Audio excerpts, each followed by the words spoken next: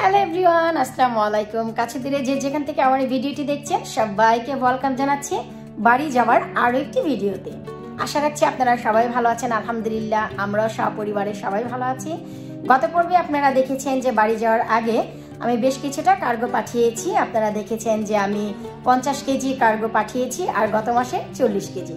তো এই হচ্ছে আমি 90 কেজি কার্গো পাঠিয়েছি। তারপরেও এখন বাকি থাকে যে আমরা যে সাথে যাচ্ছি এখন আমাদের কি প্রিপারেশন। আমরা যেহেতু 4 জন লোক, সেই হিসেবে আমরা লাগেজ পাচ্ছি হচ্ছে 145 কেজি। তো এই 145 কেজি প্রিপারেশন কিভাবে করলাম আজ আমি আপনাদের সাথে সেটাই শেয়ার করব ভিডিওতে। অনেক ছোট ছোট টিপস থাকবে এবং অনেক ছোট ছোট আইডিয়া থাকবে। আশা রাখছি আপনাদের সবার ভালো লাগবে। ভিডিওর আইডিয়াটি ভালো লাগলে অবশ্যই লাইক করবেন, চ্যানেলে নতুন এসে থাকলে চ্যানেলটি সাবস্ক্রাইব করবেন, ফেসবুক পেজটি ফলো করে সাথেই থাকবেন। দেশে যাওয়ার পুরোপুরি 4 সপ্তাহ আগে আমি কার্গোটি পাঠিয়ে দিয়েছি, আপনারা অলমোস্ট তা জানেন। আর এখন সময় আছে আমার হাতে 14 দিন দেশে যাওয়ার জন্য। তো 14 দিন আগেই আমার সম্পূর্ণ সব কাজ আমি শেষ করে নিয়েছি। তো এখন আমি যে আইডিয়া বা যে কথাটি বলতে যাচ্ছি আশা রাখছি আপনাদের ভালো লাগবে।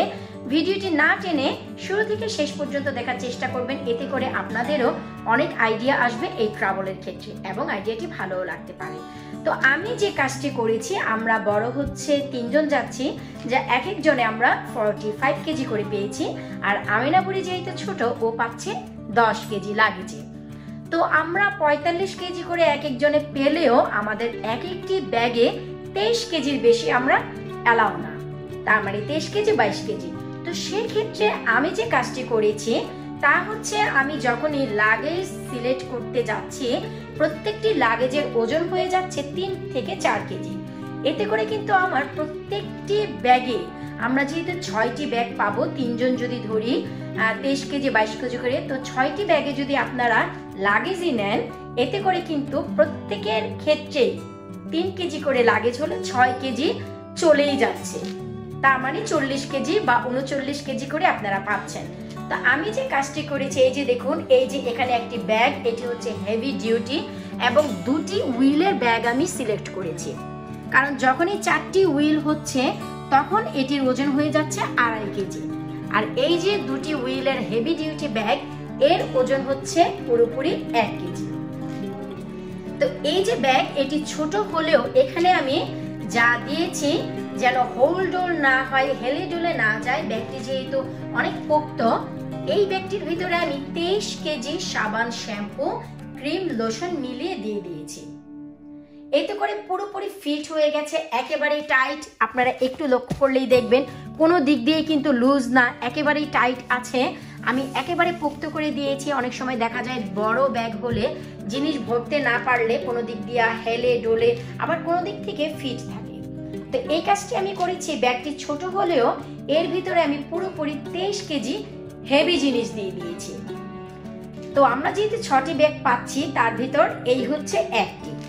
তারপরে যে পাশে আপনারা ব্যাগটি দেখতে পাচ্ছেন, এটিরও 2টি হুইল আছে। এই ব্যাগটির ওজনও 1.5 কেজি। তো আমি এক্ষেত্রেও কিন্তু লাগেজ নেইনি, লাগেজ নিলে আমার ওজন হয়ে যাচ্ছিল অনেক বেশি। এরপর আমি যে কাজটি করেছি, যেহেতু কাপড় অনেক জায়গা নিয়ে নেয়, তো কাপড় চোপড়ের জন্য আমি যে কাজ করেছি, এখানে কোনো হুইলওয়ালা ব্যাগ নেইনি, আমি সরাসরি কাপড়ের ব্যাগ নিয়েছি, যার ওজন মাত্র 500 গ্রাম। বাইরে শুধু কনজারভেটরিতেই নয়, আমি সব জায়গায় আসলে এভাবেই ব্যাগ করে ছড়িয়ে ছিটিয়ে রেখেছি। যেহেতু দেশে যাওয়ার অনেক আগেই আমি সব কমপ্লিট করে ফেলেছি, তো জায়গারও প্রয়োজন আছে এত বড় বড় ব্যাগগুলো। আর সব থেকে ইম্পর্টেন্ট যে জিনিস, আমরা যারা দেশের বাইরে থাকি, ইউকে বলেন বা ইউএসএ বলেন, আমরা কিন্তু হাউজে থাকি, ফ্ল্যাটে খুব কম লোকই থাকি। সেক্ষেত্রে কিন্তু আপনারা যদি লাগেজগুলো উপরে প্যাক করেন, তো সেগুলি কিন্তু টেনে নিচে নিয়ে আসতে হয়। এতে করে দেখা যায় নিজেদের শরীরের উপর অনেক এফেক্ট পড়ে। তো আমি প্রত্যেকটি ব্যাগ কিন্তু এই নিচেই রেডি করেছি এবং ওই যে দেখতে পাচ্ছেন আমার ওয়েট মেশিন, সেই ওয়েট মেশিনে ওয়েট করে আমি রেখে দিয়েছি। কারণ হচ্ছে লক প্যাডের অর্ডার হয়েছে, আসলেই শুধু আমি তালা দিব। আসলে বাড়ির এমন কোনো জায়গা নেই যে এখন ব্যাগ নেই, কারণ দেশে যাব, ঘরের আনাচে কানাচে সব জায়গায় আমি ব্যাগ রেখেছি। আর এই হচ্ছে আমার ছেলে আমানের রুম। আপনারা অনেকেই জানেন, যারা দেখেননি আজকের ভিডিওটি নতুন দেখছেন তাদের জন্য বলছি, এ হচ্ছে আমার আমান সোনার রুম। ও যে রুমে ঘুমায়, ওর অনেকটা সময় আসলে এ রুমে কাটে। শুধু তাই নয়, আমি যে বেল্টের ব্যাগই রেডি করি আসলে তা নয়, আমি অনেক আগেও আপনাদের বলেছি আমি প্ল্যান প্রিপারেশন করে কাজ করতে অনেক বেশি পছন্দ করি।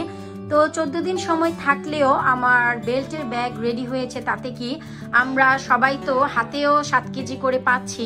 তো আমি যে কাজটি করেছি আজ আপনাদের সাথে একটু শেয়ার করতে যাচ্ছি, তা হচ্ছে হাতে 7 কেজির ভিতর আমার যে 7 কেজি ওয়েট তা আমি মাইনাস করে দিয়েছি।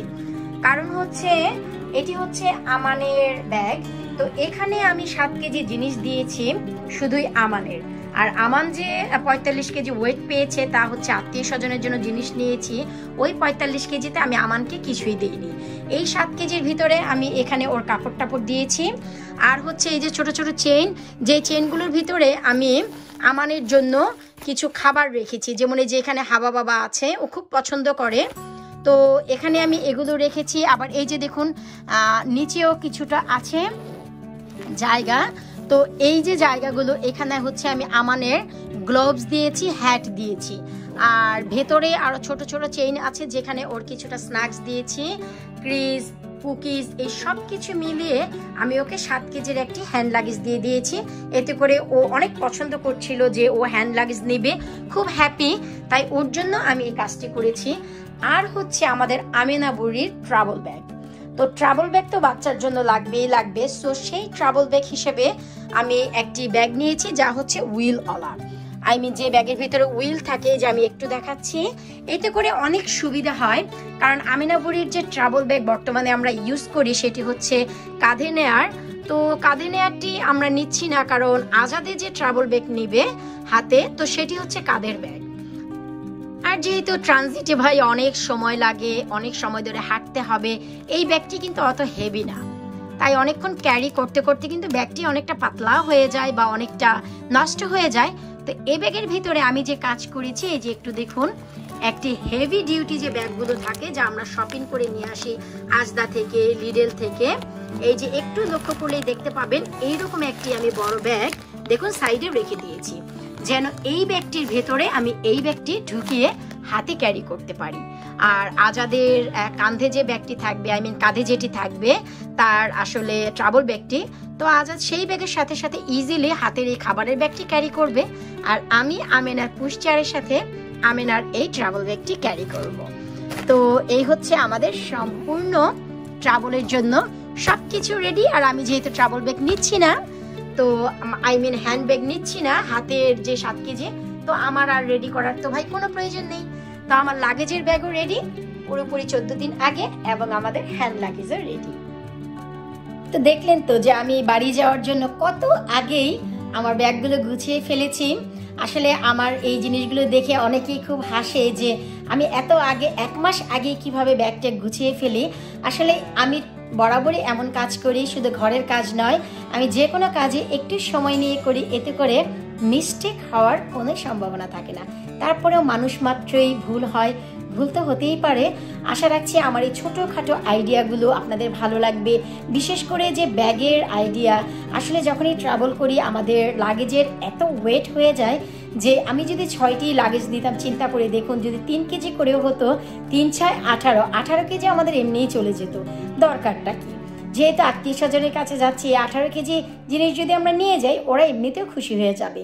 আর তাছাড়া আমাদের তেমন কাপড় চোপড় নেওয়া লাগে না, আমানের কিছু নিয়েছি, আমেনার কিছু নিয়েছি, আজাদের খুবই মাইল্ড, হালকা পাতলা। আর আমার জন্য আমি তেমন কিছুই নেই না, কারণ আমি দেশে গিয়েই সব কিছু করি। আমার ছোটো বোন অলরেডি আমার জন্য সব তৈরি করে রাখে, দেশে গিয়ে ড্রেস ট্রেস আমি সেখান থেকেই পরি, তো সেই হিসাবে আমার আর তেমন কিছু নিতে হয় না। আসলে সত্যি কথা বলতে কি, নিতে হয় না মানে কি, কোনো জায়গায় থাকে না। তার উপর আবার লাস্ট যে লাগেজ দেখলেন সেখানে কিছু খাবারের আইটেমও আমি নিয়ে যাচ্ছি এখান থেকে। তো এই ছিল আমার আজকের ভিডিও, আশা রাখছি আপনাদের ভালো লাগবে। ভালো লাগলে অবশ্যই চ্যানেলটি সাবস্ক্রাইব করে সাথেই থাকবেন। পরবর্তী ভিডিও দেখার জন্য বিদায় নিচ্ছি আজকের মতো। আল্লাহ হাফেজ।